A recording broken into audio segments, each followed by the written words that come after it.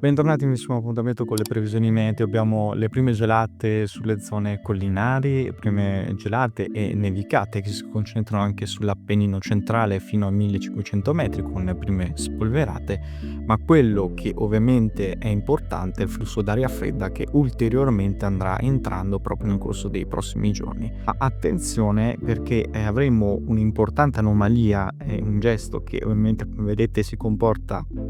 tra questi due vortici ciclonici. Si trattano di uragani che attraversano l'Atlantico e in questo momento sono ben stazionari per un effetto che si chiama Fujiwara, che è praticamente la costanza nel mantenersi collegati l'uno con l'altro, danzare quindi l'uno con l'altro, interagire senza toccare per il momento il suolo, le coste vicine. E quindi questo comportamento degli uragani orbitano l'uno con l'altro e come vedete ben presto sarà Umberto a distaccarsi da questa danza che hanno fatto per molti giorni e andrà dirigendosi verso l'Atlantico. Così lo farà anche Imelda a seguire, ma questo è il percorso che ovviamente compierà per raggiungere l'Europa, ma soprattutto la Gran Bretagna e la Scozia. Qui avremo attenzione alla formazione di un profondo minimo depressionario che andrà a portare un'intensa fase di maltempo proprio sul nord Atlantico e ovviamente sulla Gibilterra in modo particolare. Questo nucleo sperimenta una corrente a getto che poi provocherà delle gravi turbolenze e di conseguenza saranno più dirette soprattutto sulla Norvegia, dove più avremo forti precipitazioni nel weekend, e probabilmente andrà anche a interagire sul nord Italia per la possibile formazione di un piccolo minimo depressionario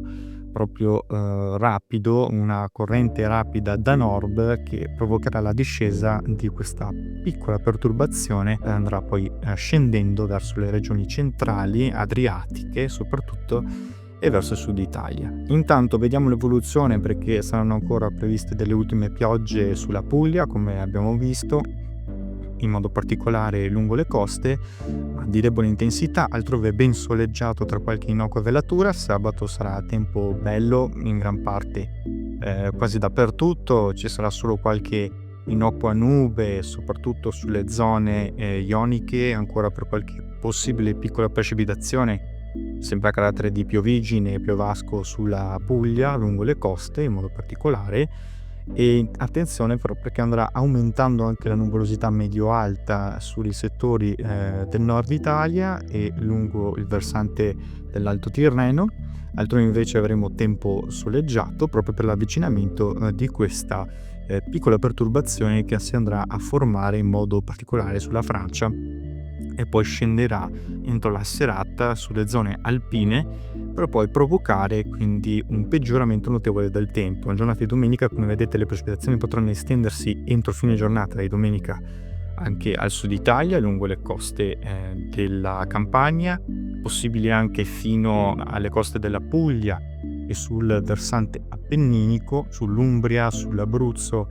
e soprattutto sulla alta Toscana, dove qui le precipitazioni saranno le più intense, sul Triveneto, in modo particolare sulle coste venete e quelle friulane, con precipitazioni che al momento saranno moderate, ed essendo quindi un minimo poco strutturato non sarà quindi in grado di dare una distribuzione molto importante delle precipitazioni. Saranno precipitazioni comunque più deboli rispetto a quanto si evince da gran parte dei modelli e quindi affluirà dell'aria un po' più fredda. Le temperature saranno sempre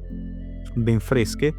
e apporteranno quindi la discesa di questo flusso perturbato che poi nella giornata quindi di domenica andrà scendendo verso il medio versante adriatico per poi scendere ulteriormente, come vedete, nella giornata di lunedì, quando, come vedete, si andrà a instaurare in modo particolare, come vedete, sempre sul versante ionico, e quindi andrà coinvolgendo ancora una volta la Grecia, i Balcani, con una netta espansione, un netto rinforzo dell'anticiclone azoriano sull'Europa occidentale, proprio perché non vi saranno più degli vortici ciclonici, quindi classici uragani che andranno agendo. Imelda andrà solo a formarsi ben lontano dall'Atlantico, di conseguenza avremo questa espansione netta dell'anticiclone che porterà a temperature sopra i 20 gradi. in genere soprattutto sulle zone pianeggianti, ma anche oltre i 24 gradi, pensate sulla Sardegna. Così mostra il grafico, saranno possibili queste precipitazioni solamente su queste aree nella giornata di lunedì, da definire ancora perché come sapete tutto dipende dall'uragano che si andrà a disporre tra l'Inghilterra e la Scozia e quanto questo piccolo minimo potrà favorire precipitazioni. Come vedete più favorite sul versante del medio-basso Adriatico lungo le coste, ma non solo, anche sulla Basilicata e sulla Calabria. Le condizioni porteranno poi ad un netto rinforzo dell'anticiclone azzoriano, come vi dicevo, e le temperature quindi che porteranno ad un notevole rialzo termico, con temperature comunque che saranno nel complesso in media quel periodo. Al mattino saranno possibili nebbie e nubi basse sulla Val Padana. Quindi questo per quanto riguarda la previsione, almeno fino alla giornata di martedì. Ricordo appunto che tutto dipenderà dalla collocazione dell'uragano che si andrà a disporre tra l'Inghilterra e la Scozia per portare appunto all'azione di qualche fenomeno lungo il versante adriatico e il nord-est, in modo particolare fino ovviamente ad Alta Toscana. Ne riparleremo nel corso dei prossimi aggiornamenti meteo. Continuate a seguirci.